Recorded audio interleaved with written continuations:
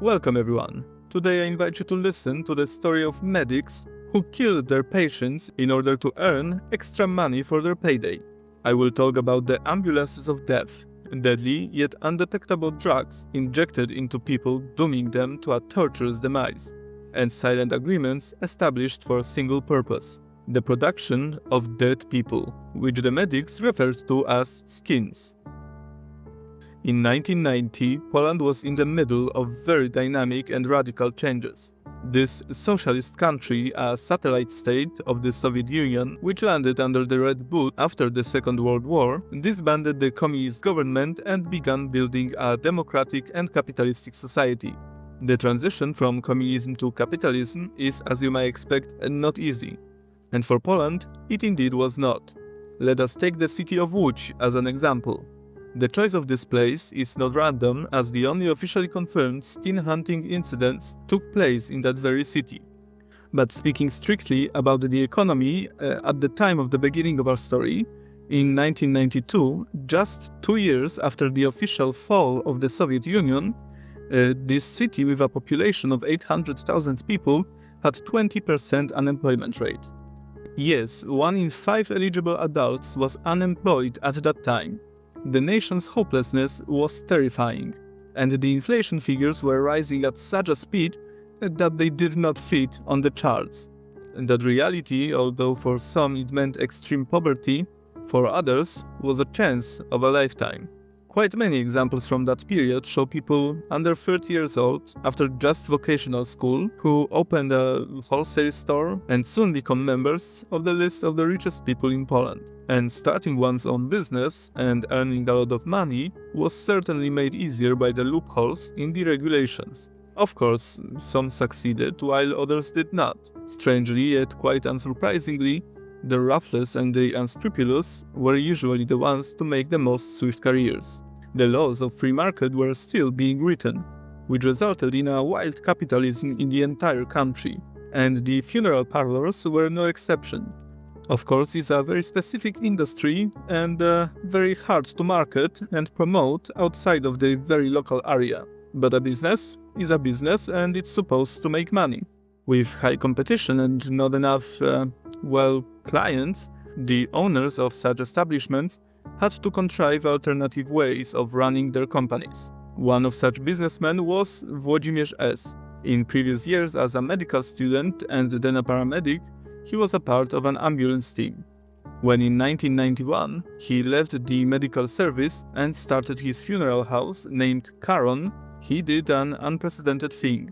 He gave his new business cards to his old friends from work and asked them to inform him about every death they were aware of, so that he could be the first to offer his services, and the stake was relatively high.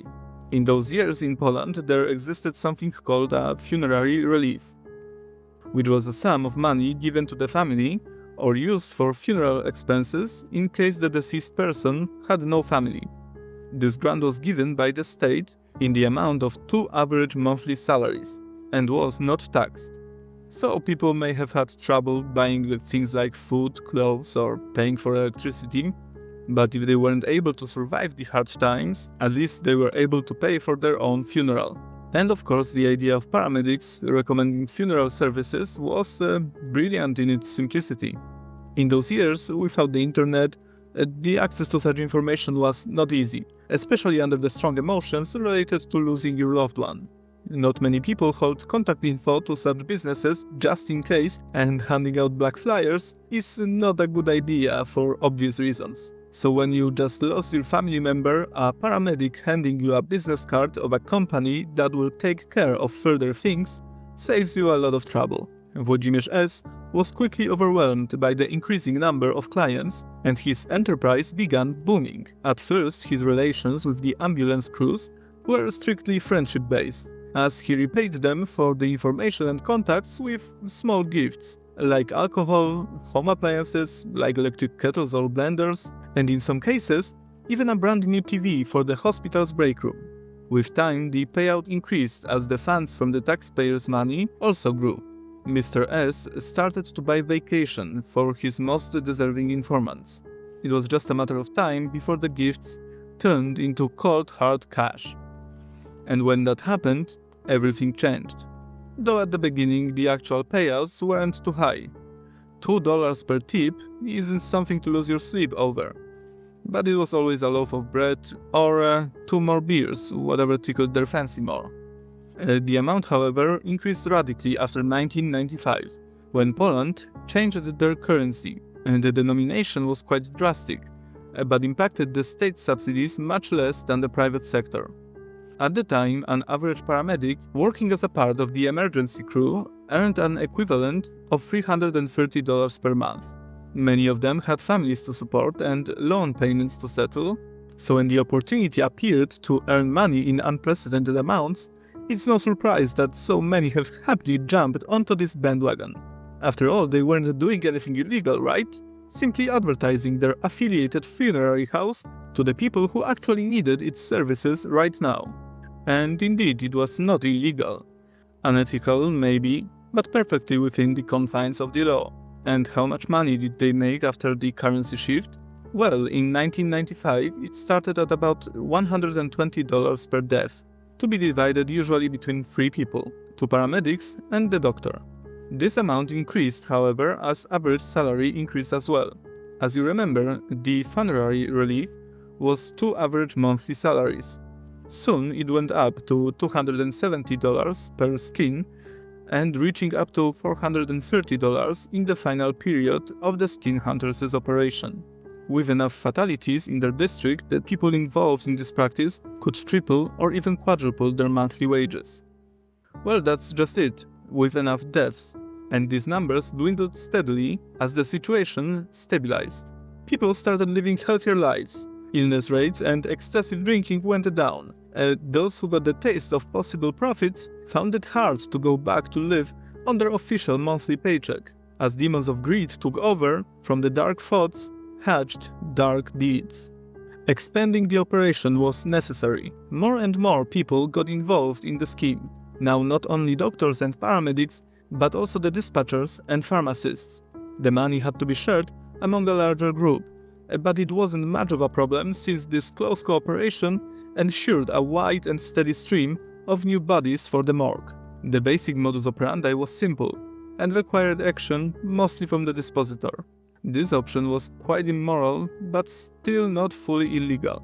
Once the dispositor got a phone call in which a death was reported, they steered the conversation to force the person on the other side of the phone to admit that they are not sure if the deceased is indeed dead. They did it by asking questions like, "Have you checked the vitals?" and "Are you a medical professional to be sure that the person's dead?" Once the doubt has been sown and the dispositor received an admission that the patient was not surely dead but just probably so, they would send a crew they were in cahoots with to collect the skin. Many other entrepreneurs have sensed the opportunity, and new funerary establishments started growing like mushrooms after rain. And now all of them were looking for as much profit as possible. The medical emergency response teams turned into carriers of the dead, commissioned by the funeral parlors. And soon, the dubious but legal means stopped being enough. At first, the dispatchers began delaying the ambulances. When someone called for medical help in a very time-sensitive emergency, they wouldn't call the nearest ambulance but opted for the furthest one they could find, that they still were friendly with. Usually that was enough and the crew would arrive to find a corpse getting cold. But sometimes the patient proved to be tougher than expected. What happened then? The crew would load the person onto the back of the ambulance, then drive as fast as they could. Not to the hospital, but to some secluded parking lot, where they would patiently wait and have a bite to eat. The doctor would calmly write the death certificate, as the skin in waiting was dying alone in agony on the stretcher. But this wasn't the pinnacle of the deranged ideas of the money-hungry minds. After all, why wait and hope for such situations to occur when you can cause them yourself? And so the crews began to inject the patients with hard-to-detect chemicals, which swiftly brought them to their end. The most prolific one, and one from which the case got its namesake, was Pavulon, a muscle relaxant with pancuronium bromide as its active agent. Some of you may recognize the name. It is one of the compounds injected into convicts sentenced to death by lethal injection. In these situations, it's administered together with a high dose of anesthetic, but should a conscious person be injected with Pavulon, they would experience truly terrible final moments. According to a physician, Richard Golinsky, death by pancuronium given to a conscious person is one of the most painful ways to depart from this world imaginable. The agent quickly relaxes the muscles as it begins with trembling of hands and legs. Soon, other muscles follow suit and cease to respond completely. The dying person cannot signal that there is something wrong, as they cannot even blink or move their eyes. After just a few dozen seconds, they look like they're dead. The diaphragm refuses to help draw air into the lungs, and the person slowly asphyxiates while remaining completely conscious and unable to do anything, trapped in their fading bodies. The agony could take as long as 10 minutes, as the trace amounts of oxygen would still reach the deflated lungs. What's important, detecting Pavulon in the deceased victim was at the time impossible for the Polish laboratories, even if an autopsy was performed. Another thing is that the autopsies most often didn't happen, but I will explain it a bit later. Of course, normally this drug may only be administered by a well-prepared anesthesiologist.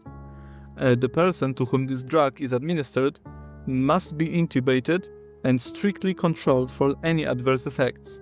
Usually, it's used during medical procedures or transport.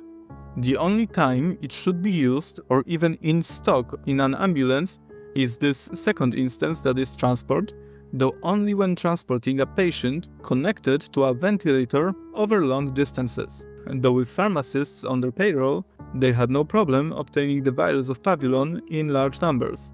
Let me tell you what numbers we're talking here. From the 1st of December 1997 to the 1st of January 2002, that is, in 4 years plus a month, the ambulance crews in Łódź took 939 vials of Pavulon, a drug they should not even have in stock, from which only a dozen or so came back to the pharmacy. We're talking about at least 900 possible victims. Even worse, according to one of the 4 men who were ever sentenced in the case, a half or even 1/3 of the vial was usually enough to kill a person, except for the strong and healthy ones. And you don't usually call an ambulance for such people, do you? So it's very likely that in those years, even as many as 1,200 people met their end by Pavulon alone. Add to that the late ambulances or the simple lack of help which the crews sometimes practiced, and you'd still not have the full numbers. Why? Because Pavulon was not the only drug that was used in the process of acquiring a fresh skin. The other chemicals used were potassium chloride and scoline. Potassium chloride is medically used to supplement potassium levels in different patients, but similarly to Pavulon, it's also used in lethal injections as a means to stop the heart of the convict. Scoline is a muscle relaxant just like Pavulon, but has a shorter duration. Of course, potassium chloride and scoline went missing in smaller amounts, though we're still talking about hundreds of vials in the span of 4 years. What's absolutely absurd about this fact is that these drugs weren't only given to the crews by the pharmacists, but also by nurses and even by janitors. At the time, the paramedics and doctors could take any drug they wanted, and nobody controlled their usage or purpose. And even though all 3 of these drugs aren't usually used in medical rescue, nobody questioned the large amounts of these medications going missing. As I mentioned before, the bodies of the victims were usually not autopsied due to the doctors not mentioning the need in their reports.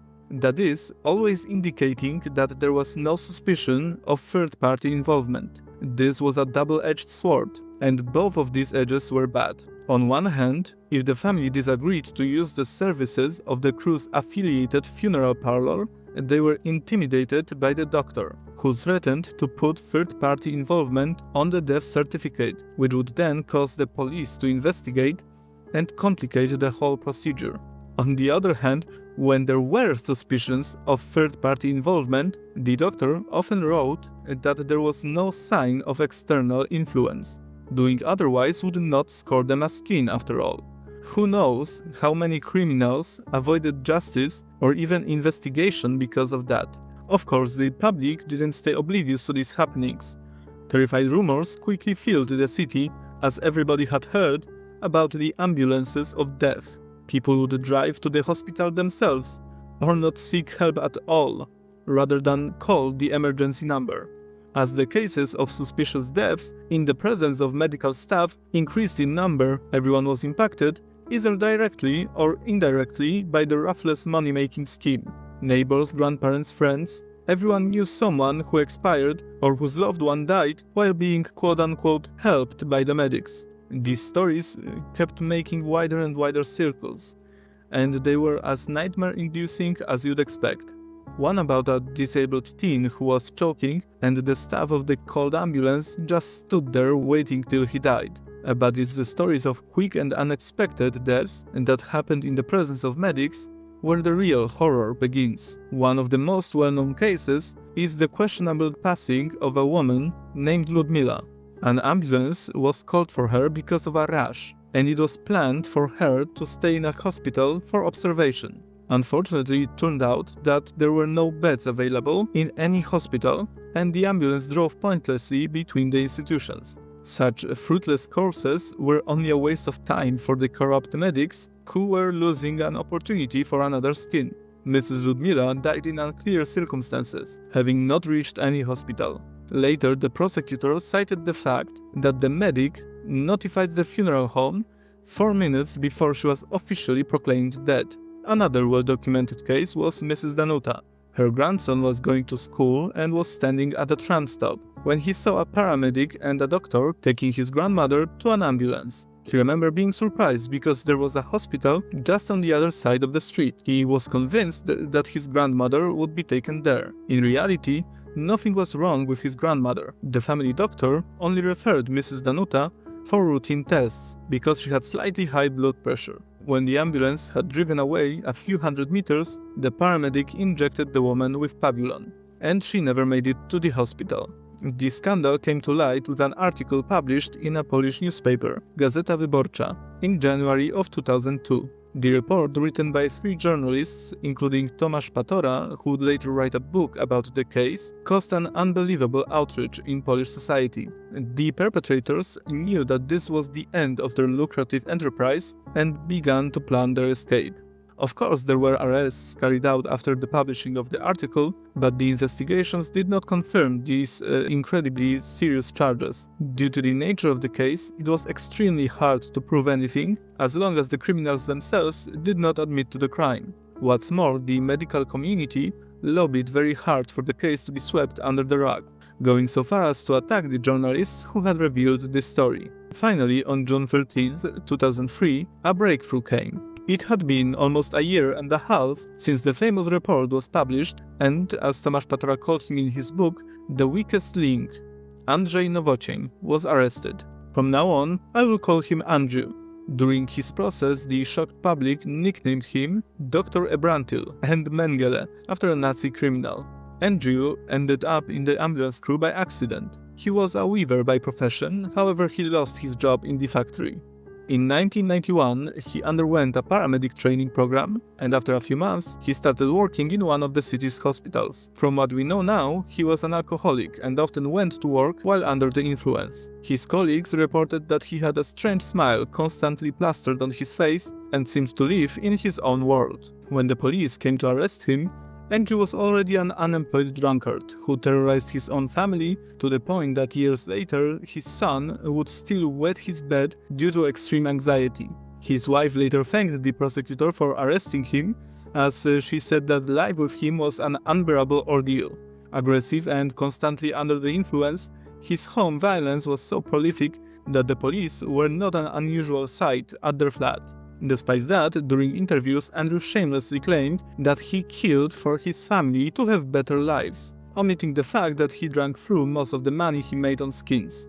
Despite being of average intelligence and destroyed by years of alcohol addiction, he was very adept at medical matters, which he proved during the investigation and in court. Andrew was charged with the murder of 4 patients and assisting in the death of a 5th victim. It had been established that he forged the prescriptions for Pavulon and injected it into the bloodstream of his patients. He eventually confessed to 2 murders and an attempted 3rd, and because of that he was put in temporary custody. In October 2003, he attempted to unalive himself on a water heater cable while in police custody. He was then placed under psychiatric observation, and a year later, in November 2004, he confessed to 2 further murders.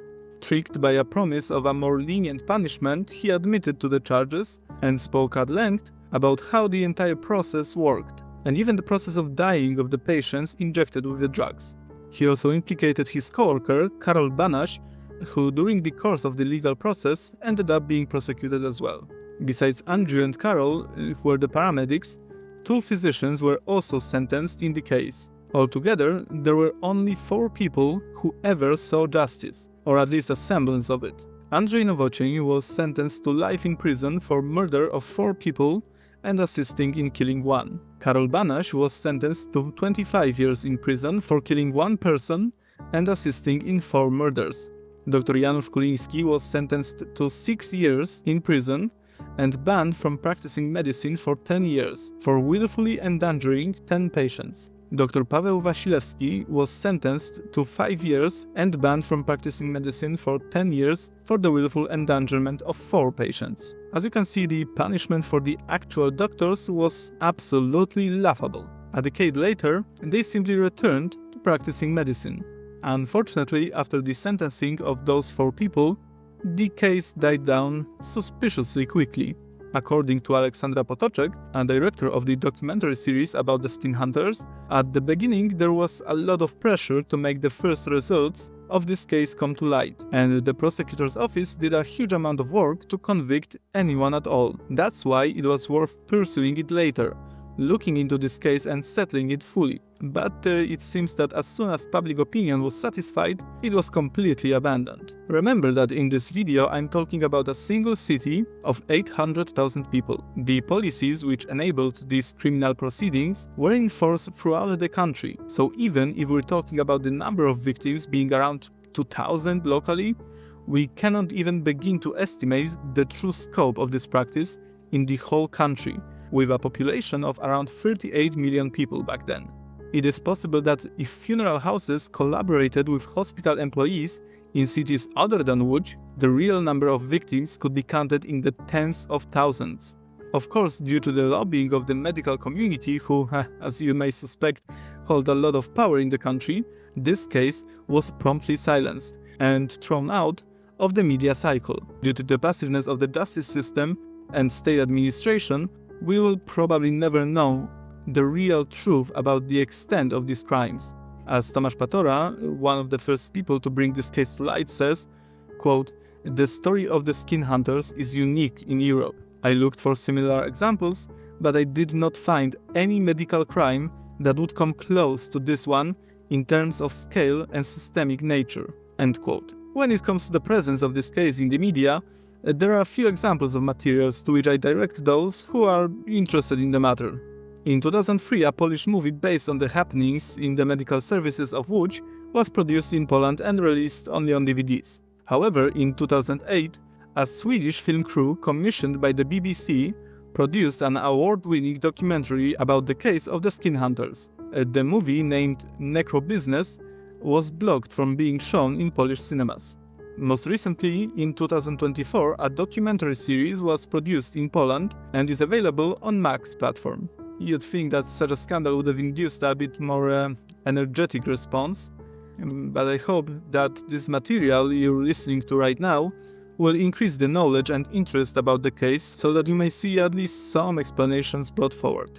The entire practice began with paramedics informing the funeral homes about the recent deaths, but as the money in the business increased, the same paramedics, together with physicians, pharmacists and dispatchers, began to cooperate closely in order to take as many lives as possible without raising suspicion. They could get as many as 10 deceased people in one day. That meant over $1,000 per each involved person on a single shift. Things got so out of hand that sometimes the paramedics forgot to collect their official paycheck completely, since it was literally changed compared to what they earned with their corrupt routine.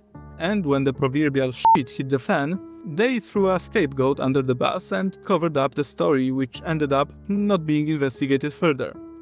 It is terrifying that this case, apart from a few convictions, has never been properly dealt with by the Polish state or mainstream media. Most of the murderers never answered and probably never will answer for their crimes. And with that, we reached the end of this video. This story is a horrific example of what people may do for greed, especially when organized in a way that ensures their heinous crimes will not be detected, and if they ever will, only the weakest will suffer. This is a case of incredible avarice and greed, basically unbelievable. One where those who were supposed to help others actually only meant to help themselves. And the pinnacle of absurdity about this case is that there could be as many as 10,000 victims, yet nobody really got punished, and this case is not talked about almost at all. Thank you all for watching. I've long wanted to make a video about this true and horrific story. I hope you enjoyed listening as much as it's possible given the topic.